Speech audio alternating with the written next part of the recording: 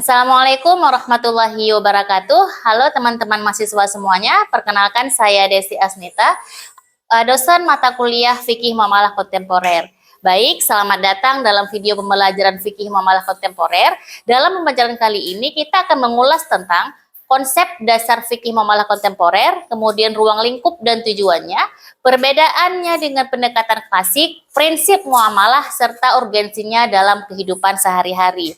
Islam merupakan agama yang sempurna yang diturunkan oleh Allah untuk mengatur seluruh aspek kehidupan manusia, baik yang berhubungan dengan Allah maupun yang berhubungan dengan manusia dan berhubungan dengan alam semesta. Ya, jadi secara umum ajaran Islam itu terbagi menjadi 3 bagian, yaitu akidah, kemudian syariah, kemudian akhlak.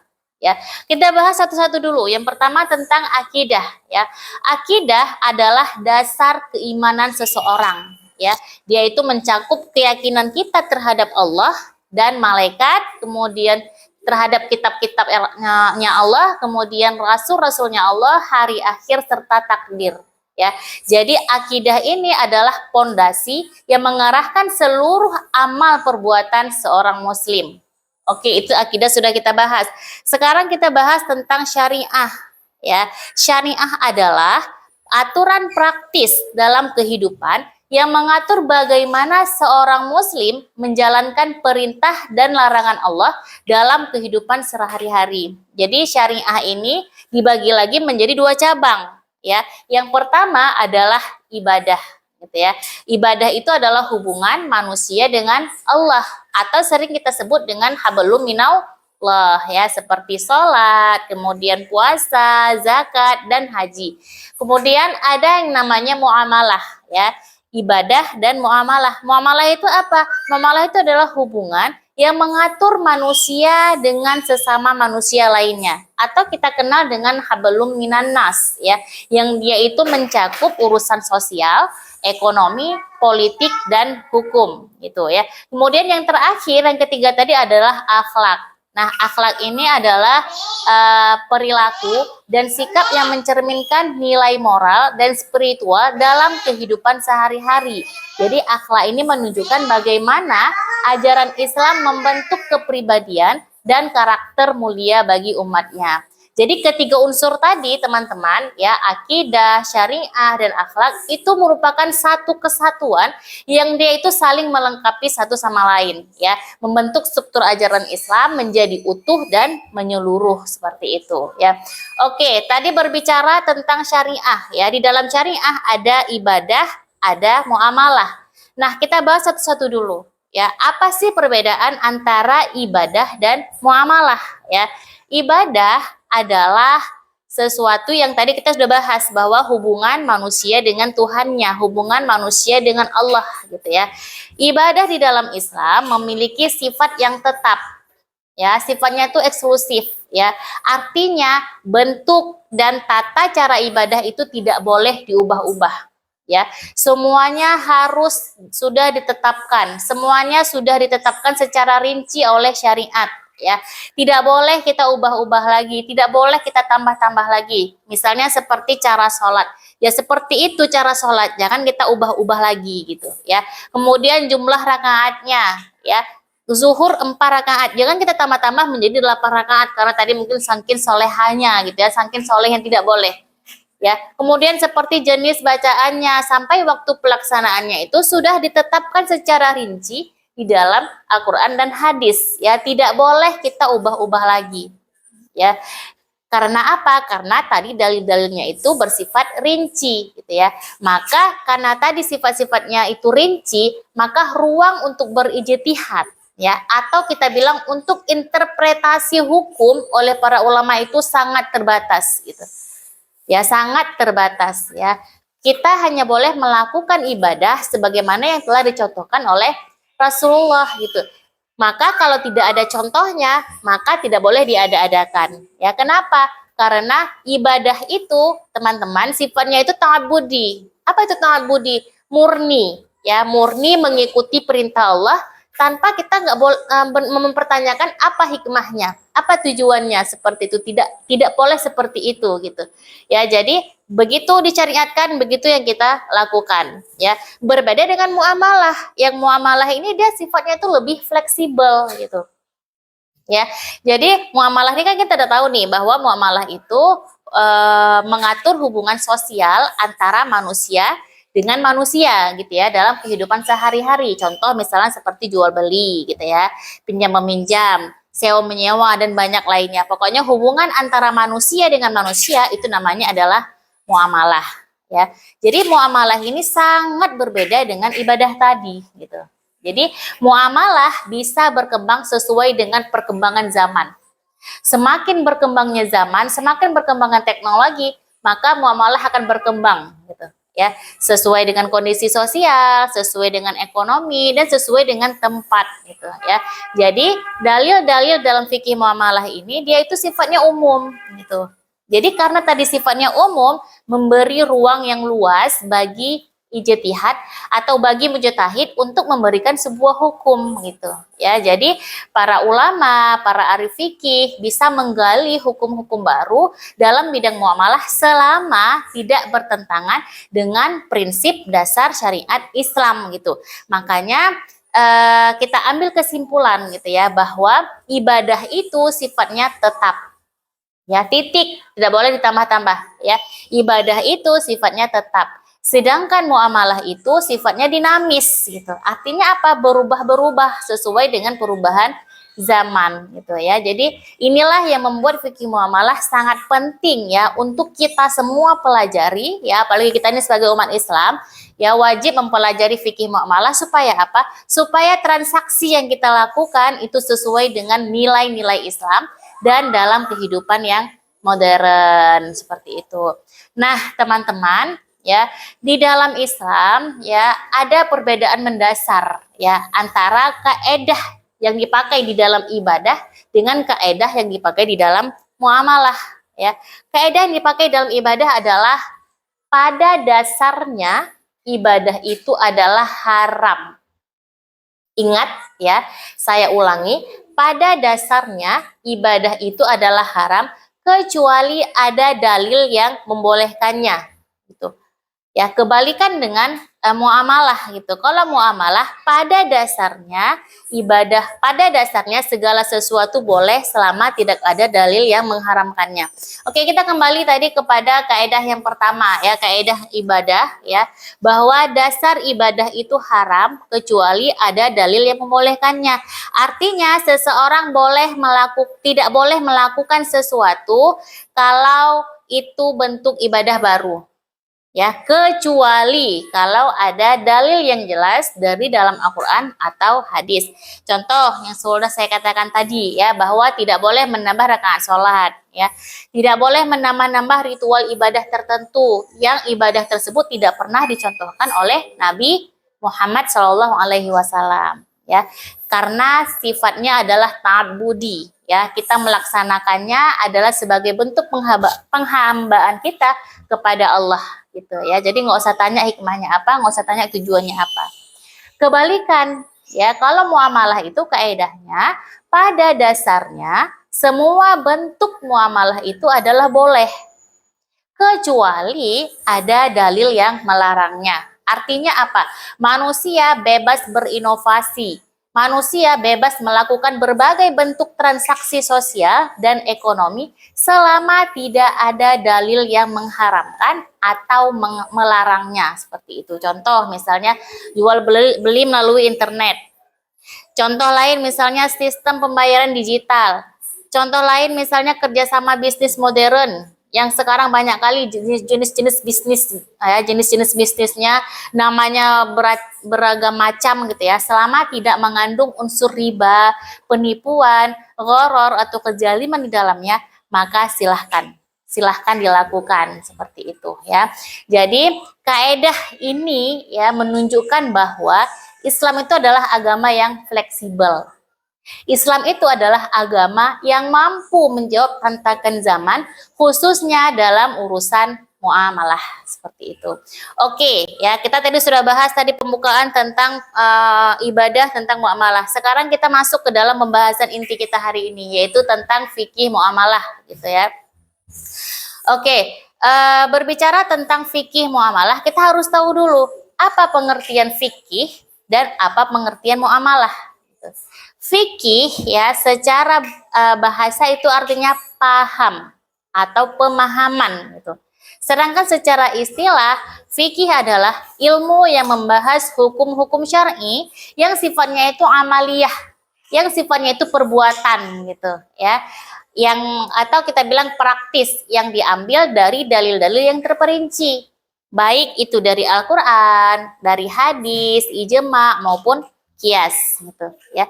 Kemudian muamalah, apa itu muamalah? Muamalah adalah bentuk interaksi antara sesama manusia dalam berbagai bidang kehidupan, terutama dalam aktivitas sosial dan ekonomi. Jadi muamalah ini mencakup kerjasama, tukar menukar, jual beli, pinjam meminjam, dan transaksi lainnya, gitu ya. Jadi di sini ada seorang ulama besar bernama Ibnu Amidin mengelompokkan ya muamalah itu menjadi 5 kelompok besar. Yang pertama adalah muawadah maliyah, yaitu hukum yang berkaitan dengan pertukaran harta, kemudian pertukaran harta benda seperti misalnya jual beli dan sewa menyewa. Kemudian yang kedua, munakahat, yaitu hukum yang berkaitan dengan pernikahan dan keluarga. Kemudian yang ketiga ada muhasanat, yaitu hukum yang mengatur tata cara atau prosedur peradilan. Yang keempat ada namanya ibadah, ada namanya amanat dan ariyah, ya, yaitu hukum yang mengatur pinjam meminjam dan titipan.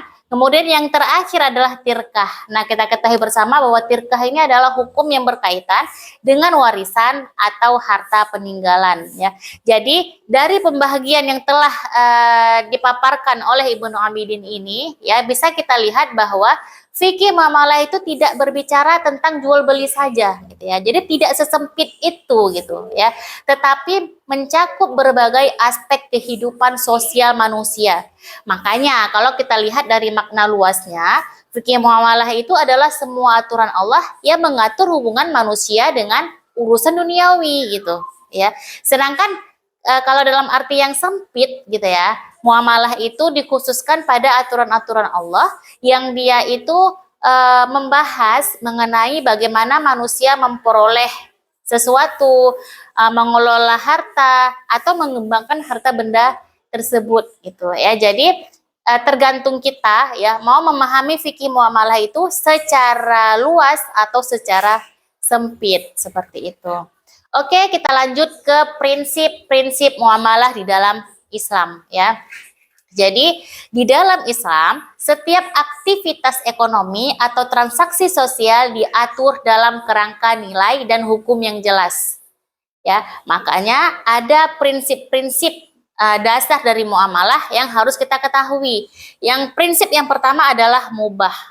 Ya, secara umum semua bentuk muamalah itu adalah boleh, sebagaimana kaidah yang sudah saya jelaskan tadi, ya, selama tidak ada dalil yang melarangnya, gitu ya. Ini memberi keluasan bagi umat Islam untuk berinovasi dalam hal sosial dan ekonomi. Kemudian prinsip yang kedua adalah halal, ya.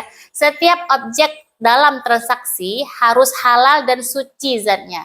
Misalnya tidak boleh kita memperjualbelikan barang yang haram, ya, seperti misalnya narkoba, kemudian minuman keras atau daging babi yang memang jelas-jelas sudah haram, seperti itu ya. Kemudian yang ketiga harus sesuai aturan gitu. Ya, contohnya apa? Tidak boleh transaksi yang kita lakukan itu melanggar aturan. Tidak boleh melakukan transaksi itu yang kita tahu bahwa tidak sah menurut syar'i dan menurut hukum, seperti itu. Yang keempat, prinsip dari fikih muamalah itu adalah asas manfaat, ya, di mana setiap transaksi itu harus ada manfaatnya. Kedua belah pihak ya yang bertransaksi tersebut harus membawa manfaat gitu, tidak boleh merugikan salah satu pihak gitu ya. Jadi dengan adanya prinsip asas manfaat ini mendorong kita semua ya, agar ketika kita bertransaksi terwujudlah keadilan dan keseimbangan dalam bermuamalah. Kemudian yang terakhir adalah asas maslahah. Nah, asas maslahah ini adalah transaksi yang dilakukan hendaknya memberikan kebaikan bersama. Jadi tidak boleh transaksi kita itu menimbulkan kerusakan, apalagi kemudaratan. Nah, kita masuk lagi nih ke dalam inti kita ya. Tadi kita sudah membahas apa itu fikih, apa itu muamalah. Kemudian kita bahas lagi tentang apa itu kontemporer. Jadi kalau kita gabungkan ya dari ketiga pengertian tadi, fikih muamalah kontemporer adalah bagian dari hukum Islam yang membahas hubungan manusia dengan harta benda dalam konteks transaksi modern. Itu kita garis bawahi ya, dalam konteks transaksi modern.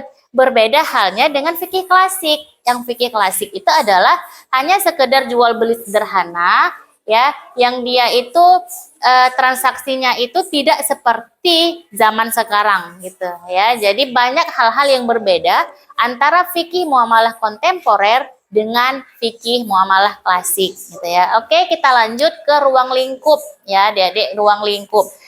Nah, membahas fikih muamalah kontemporer, ruang lingkupnya itu berbeda dengan fikih muamalah klasik ya. Kalau fikih muamalah klasik hanya membahas misalnya tentang akad gitu ya, jual beli, mudharabah, musyarakah dan lain sebagainya. Fikih muamalah kontemporer ini ruang lingkupnya lebih luas dan lebih kompleks. Misalnya yang pertama ya, membahas tentang transaksi yang belum dikenal di zaman klasik. Contoh misalnya ya seperti pasar modal. Belum ada ya dibahas di muamalah klasik. Contoh lagi misalnya asuransi syariah. Mana ada dulu yang namanya asuransi syariah gitu ya. Atau kita bilang sistem MLM atau jejaring ya, yang bisnis yang sangat sering dan kita bilang menyebar luas sekarang di dunia seperti itu ya. Maka dibahas di fikih muamalah kontemporer, bagaimana terkait hukumnya dan lain sebagainya. Kemudian yang kedua, ruang lingkup dari fikih muamalah kontemporer adalah transaksi yang mengalami perubahan bentuk karena perkembangan teknologi dan budaya. Contoh misalnya seperti e-commerce. Ya, dulu nggak ada itu e-commerce. Kemudian transaksi digital melalui aplikasi atau SMS banking. Ya. Kemudian yang ketiga adalah transaksi yang menggunakan istilah baru namun substansinya sama seperti masa lalu. Contoh misalnya seperti istilah bunga di dalam bank konvensional. Yang mana bunga itu adalah riba kalau di dalam Islam gitu, cuman diganti aja namanya. Atau lagi contoh misalnya jual beli mata uang. Sudah pernah dikenal dalam Islam itu namanya sorf ya dalam fikih klasik, cuman berbeda nama saja tetapi prakteknya seperti itu juga. Gitu. Ya, kemudian ada namanya transaksi dengan kombinasi atau multi akad. Nah, contoh misalnya seperti akad sewa beli gitu ya, udah sewa beli lagi ya. Ini adalah akad kombinasi. Nah, bagaimana Islam ya menjawab ya pertanyaan-pertanyaan ini, kasus-kasus ini dengan fikih kontemporer seperti itu ya, yang mana bentuk-bentuk akad modern ini nanti disesuaikan dengan kebutuhan masyarakat sekarang seperti itu. Oke, kita masuk ke pembahasan kita yang terakhir teman-teman mahasiswa semuanya ya, mengenai urgensi fikih muamalah. Kita sudah bahas tadi tentang fikih muamalah kontemporer. Nah, untuk apa sih ya kita mempelajari ya fikih muamalah ini gitu ya. Jadi fikih muamalah itu bukan hanya penting, kita garis bawahi ya. Fikih muamalah itu bukan hanya penting tetapi juga mendesak untuk dipelajari oleh setiap muslim. Kenapa gitu ya? Karena setiap aktivitas ekonomi, aktivitas sosial adalah bagian dari kehidupan kita sehari-hari. Jadi tanpa pengetahuan yang benar ya kita bisa terjebak dalam transaksi-transaksi yang diharamkan meski kita nggak menyadarinya seperti itu ya. Seperti pernah dikatakan oleh Husain Sohatah, dia mengatakan bahwa seorang muslim berkewajiban memahami bagaimana ia bermuamalah sebagai bentuk kepatuhan kepada syariat Allah. Jika tidak, ia bisa terjerumus ke dalam hal-hal yang haram atau syubhat tanpa dia sadari seperti itu ya. Bahkan seorang khalifah ya Umar bin Khattab ya, dalam hadis riwayat Tirmizi, beliau juga mengatakan bahwa ketika Umar pernah berkeliling pasar ya, dia mengatakan bahwa tidak boleh ada yang berdagang di pasar ini kecuali orang yang memahami fikih muamalah di dalam agama Islam. Nah, jadi sebegitu pentingnya lah ya mempelajari fikih muamalah, apalagi fikih muamalah kontemporer. Kenapa? Karena saat ini kita hidup di dunia yang berbeda gitu ya, di teknologi yang berbeda gitu ya. Makanya kita butuh dan penting sekali mempelajari fikih muamalah kontemporer agar apapun yang kita lakukan, transaksi apapun yang kita lakukan itu tetap dalam prinsip-prinsip Islam ya. Oke, teman-teman mahasiswa semuanya, demikianlah penjelasan fikih muamalah kontemporer pada hari ini.